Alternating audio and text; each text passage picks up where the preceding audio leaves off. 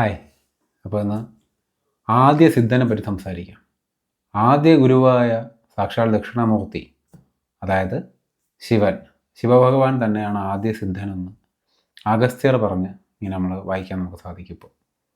അപ്പോൾ അഗസ്ത്യർ ഉൾപ്പെടെയുള്ള ഒരുപാട് സിദ്ധന്മാരെ പറ്റി ഒരുപാട് പേര് സംസാരിക്കുമ്പോഴും ആദ്യ സിദ്ധനായ ശിവനെ പറ്റി ആരും അങ്ങനെ സംസാരിക്കാറില്ല.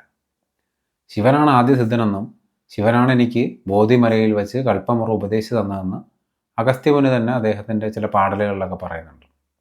നിങ്ങൾ വായിച്ചിട്ടുണ്ടെങ്കിൽ നിങ്ങൾക്ക് ഓബിയസ്ലി അറിയായിരിക്കും. അപ്പോൾ ശിവനെ ആദ്യ സിദ്ധനായിട്ടൊന്നും ആരും കാണാറില്ല. ശിവനെ ഒരു യോഗിയായിട്ടും അല്ലെങ്കിൽ ഒരു ജ്ഞാനിയായിട്ടും ആരും കാണാറില്ല. പൊതുവെ ഒരു ദൈവമായിട്ടാണ് നമ്മുടെ നാട്ടിൽ കാണുന്നത്. പക്ഷെ അത് അങ്ങനെയല്ല എന്നാണ് ഞാൻ മനസ്സിലാക്കുന്നത്. അദ്ദേഹം ഒരു മഹാജ്ഞാനിയായിരുന്നെന്നും ജ്ഞാനികൾക്ക് ഓബിയസ്ലി സിദ്ധി ഉണ്ടായിരിക്കും, അതിൽ സിദ്ധിയുള്ളവർ സിദ്ധി ഇല്ലാത്തവരുണ്ട്. അപ്പോൾ അതിലൊരു സിദ്ധനായിരുന്നു ആദ്യ സിദ്ധനായിട്ട്, ആദ്യ ഗുരുവായിട്ട് ശിവനെ കാണുന്ന ഒരു കാഴ്ചപ്പാടാണ് എനിക്കുള്ളത്. നമ്മുടെ ഈ തമിഴ്നാട്ടിലെ മധുര മീനാക്ഷി ക്ഷേത്രത്തിൽ ശിവനെ ഒരു സിദ്ധനായിട്ട് ചിത്രീകരിച്ചുകൊണ്ടൊരു പീഠം ഉണ്ട്. നിങ്ങൾ പോയിട്ടുണ്ടെങ്കിൽ അതിൻ്റെ ആ ഒരു പ്ലേസ്മെൻറ്റ് കാണാൻ സാധിക്കും. അപ്പോൾ എന്തുകൊണ്ടാണ് മധുരയിൽ ഇങ്ങനെ വന്നത്? അപ്പോൾ മധുരയിൽ എന്താണ് ശിവൻ്റെ കാര്യം എന്നൊരു ചോദ്യം നിങ്ങൾക്ക് ഓബിയസ്ലി ഉണ്ടാവാം. കാരണം ശിവൻ്റെ അബോർഡ് കൈലാസമാണെന്നും അദ്ദേഹം കാശിയിലാണ് വസിക്കുന്നത്, അങ്ങനെ പല കഥകൾ. അപ്പം സൗത്ത് ഇന്ത്യയുമായി ബേസ് ചെയ്ത് ശിവനുമായി ബന്ധപ്പെട്ട് വരുന്ന കഥകൾ പലർക്കും അറിയാറില്ല. പക്ഷേ ശിവൻ ആദ്യ സിദ്ധനായ ആദ്യം മാനിഫെസ്റ്റ് ചെയ്തത് തമിഴ്നാട്ടിലാണ് എന്നാണ് വിശ്വസിക്കപ്പെടുന്നത്. അത് ഇന്ന് പ്രസൻറ്റ് തമിഴ്നാട്, പഴയ ഈ ചോള പാണ്ഡ്യ രാജ്യം. അപ്പോൾ അന്ന് മധുര മീനാക്ഷി ക്ഷേത്രത്തിൻ്റെ പരിസരത്ത് മധുരയിൽ അദ്ദേഹം മാനിഫെസ്റ്റ് ഒരു ജടാധാരിയായ ശരീരമാസകലം ഭസ്മം പൂശിയ ഒരു മനുഷ്യരൂപത്തിൽ അദ്ദേഹം പ്രത്യക്ഷപ്പെട്ടു എന്നാണ് പറയുന്നത്. ഉമ്മറങ്ങളിലും മാളികപ്പുറത്തും മറ്റ് പല സ്ഥലങ്ങളിലുമായിട്ട് നിമിഷ നേരം കൊണ്ട് ദിശ മാറുകയും സ്പോണ്ടേനിയസ് ആയിട്ട് പ്രത്യക്ഷപ്പെടുകയും മാഞ്ഞു പോവുകയും ചെയ്യുന്ന ഒരു ദിവ്യനായിട്ടാണ് അദ്ദേഹം ആദ്യമോടെ വന്നതായിട്ട് പറയപ്പെടുന്നത് കഥകൾ.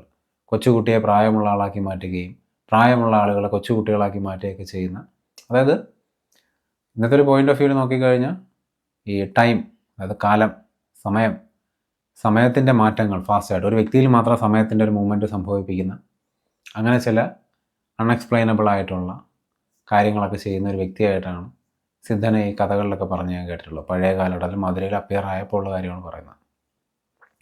അദ്ദേഹം മന്ത്രവടി ആകാശത്തേക്ക് എറിഞ്ഞെന്നും ആ മന്ത്രവടി ആകാശത്തേക്ക് എറിഞ്ഞിട്ട് ആ വടിയുടെ മേഖല ഒരു സൂചി നിർത്തി ആ സൂചിയിൽ പെരുവിരൽ നിർത്തി ഊന്നി നിന്ന് നൃത്തം ചെയ്തതായിട്ടൊക്കെ പറയുന്നുണ്ട്.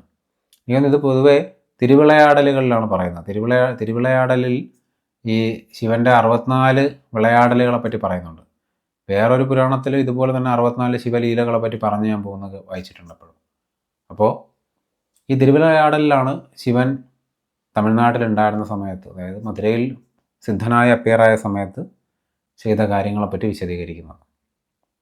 അവിടെ ഇത്തരം അൺഎക്സ്പ്ലെയിനബിൾ ആയിട്ടുള്ള ഒരു കാര്യങ്ങളൊക്കെ അദ്ദേഹം ചെയ്തുകൊണ്ടിരിക്കുന്ന ഒരു സമയം, ടൈം ഡയലേഷൻ ഉൾപ്പെടെയുള്ള കാര്യങ്ങൾ ഫിസിക്കൽ ഡയറക്റ്റ് ആയിൽ കൺമുമ്പിൽ ഈ മെറ്റീരിയലിസ്റ്റിക് വേൾഡ് മാനിഫെസ്റ്റ് ചെയ്യുന്നത് കണ്ട്, ഒബ്വിയസ്ലി അങ്ങനെ കണ്ടു കഴിഞ്ഞാൽ എന്താ സംഭവിക്കുന്നത് നിങ്ങൾക്കറിയാം. അത് ആ നാട് മൊത്തം പടരും. അവിടുത്തെ രാജാവ് അത് അറിഞ്ഞു വന്നു. അഭിഷേക പാണ്ഡ്യനായിരുന്നു അന്നത്തെ രാജാവുകളെ. അപ്പോൾ അദ്ദേഹത്തിന് ഈ സിദ്ധനെ ഒന്ന് കാണണമെന്ന് തോന്നി. പരിവാരങ്ങൾ അയച്ചു പോയി വിളിച്ചു കൊണ്ടുവരാൻ. പക്ഷേ അവർ വന്നിട്ട് സിദ്ധൻ്റെ അത്ഭുത സിദ്ധികളൊക്കെ കണ്ട് അന്തം വിട്ട് അവിടെ നിന്നു എന്നാണ് പറയുന്നത്. അവർ തിരിച്ചു പോയില്ല രാജാവിൻ്റെ അടുത്തേക്ക്. രാജാവ് അടുത്ത് തന്നെ മന്ത്രിമാരെ പറഞ്ഞയച്ചു. മന്ത്രിമാർ വന്നു. അവർ സിദ്ധൻ്റെ കാല് പിടിച്ച് അപേക്ഷിച്ചു. രാജാവ് ഇങ്ങനെ പറഞ്ഞിരിക്കുകയാണ്, നിങ്ങൾ തീർച്ചയായും വരണം രാജാവിനെ കാണാനായിട്ട്. അപ്പോൾ അദ്ദേഹം പറഞ്ഞു, ഞാനൊരു ഭിക്ഷാന്തേകിയാണ്, എനിക്ക് രാജാവിന് കൊടുക്കാനൊന്നുമില്ല, രാജാവിനെ കാണേണ്ട ആവശ്യം എനിക്കില്ല, അതുകൊണ്ട് ഞാൻ വരുന്നില്ല എന്ന് അദ്ദേഹം പറഞ്ഞു. അപ്പോൾ ഇത് അറിഞ്ഞ രാജാവും തിരിച്ചു പറഞ്ഞു, അങ്ങനെയാണെങ്കിൽ എനിക്കും അയാളെ കാണണ്ട, എന്തിനാണ് ഞാൻ കാണുന്നത്, എനിക്കിനി ഒരിക്കലും അയാളെ കാണണ്ടെന്ന് പറഞ്ഞു. പക്ഷേ പിറ്റേന്ന് അദ്ദേഹം അമ്പല ദർശനത്തിനായിട്ട് പോയിട്ട് അമ്പലക്കുളത്തിൽ കുളിച്ച് അമ്പലത്തിനകത്തേക്ക് ദർശനത്തിനായിട്ട് വന്നപ്പോഴത്തേക്കും അവിടെ അമ്പലത്തിനുള്ളിൽ ഒരു കൽപ്രതിമ, ഒരു ആനയുടെ കൽപ്രതിമയുടെ മുമ്പിൽ അദ്ദേഹം ഇരിപ്പുണ്ടായിരുന്നു എന്നാണ് പറയുന്നത്. ഇത് കണ്ട് ആദ്യം അദ്ദേഹത്തിൻ്റെ ശിഷ്യന്മാരൊക്കെ, അതായത് പരിവാരങ്ങളൊക്കെ വന്ന് ഈ സിദ്ധനെ ഓടിച്ചുവിടാൻ നോക്കി, പക്ഷെ സാധിച്ചില്ല. അപ്പോൾ ഇത് കണ്ടിട്ട് പെട്ടെന്ന് രാജാവ് വരികയും അദ്ദേഹം വന്ന് ഇവരെയൊക്കെ തടഞ്ഞു നിർത്തിയിട്ട് ഈ സിദ്ധനോട് സംസാരിച്ചു. അങ്ങയെപ്പറ്റി ഒരുപാട് കഥകളൊക്കെ ഞാൻ കേൾക്കുന്നു, അങ്ങ് ആരാണ്, എന്താണ് അങ്ങേക്ക് വേണ്ടത്, അങ്ങയുടെ കഥ എന്താണ്, അങ്ങേക്ക് എന്ത് സിദ്ധികളുണ്ടെന്നൊക്കെ ചോദിച്ചു. അപ്പോൾ അദ്ദേഹം ബേസിക്കലി എൻ്റെ പുരി കാശിയാണെന്നും ഞാൻ വസിക്കുന്നത് കൈലാസത്തിലാണെന്നും ഒക്കെ അദ്ദേഹം പറയുകയുണ്ടായെന്നും എനിക്ക് എന്താണുള്ളതെന്നൊന്നും നിന്നോട് എനിക്ക് ബോധിപ്പിക്കേണ്ട കാര്യമില്ല എന്ന് അദ്ദേഹം പറഞ്ഞതായി പറയുന്നു.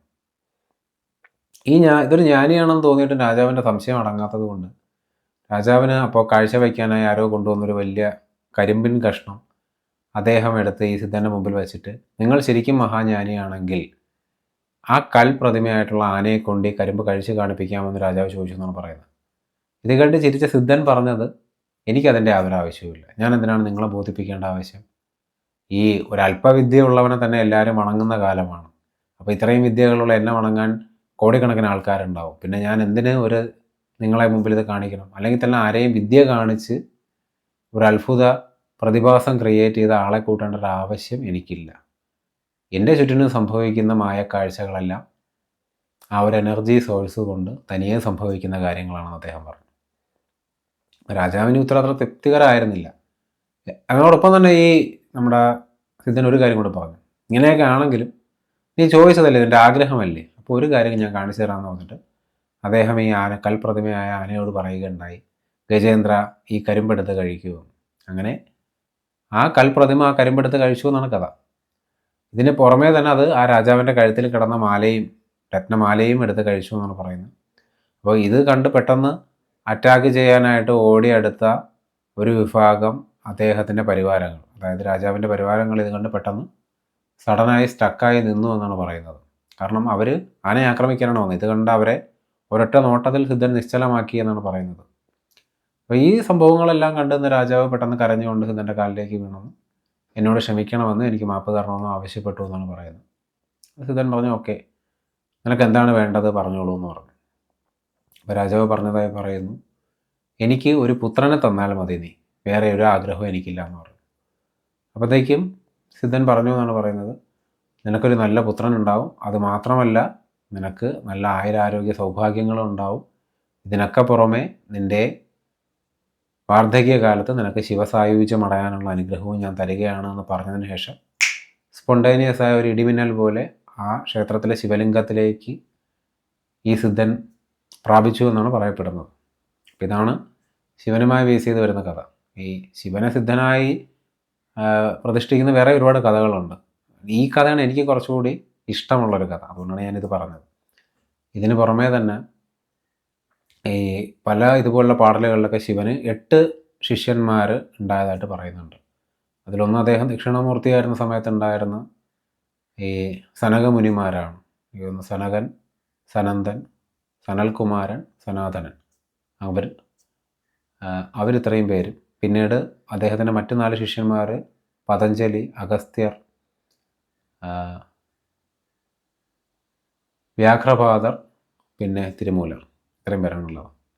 അപ്പോൾ ഒരു സിദ്ധനായ ശിവനെ കാണുമ്പോഴുള്ള ഒരു വ്യത്യാസം എന്താണെന്ന് വെച്ച് കഴിഞ്ഞാൽ അദ്ദേഹത്തിന് എപ്പോഴും എവിടെയും സ്പോണ്ടേനിയസായി ഇപ്പോഴും മാനിഫെസ്റ്റ് ചെയ്യാനുള്ള പോസിബിലിറ്റി ഉണ്ട് എന്നാണ് മനസ്സിലാക്കേണ്ടത്.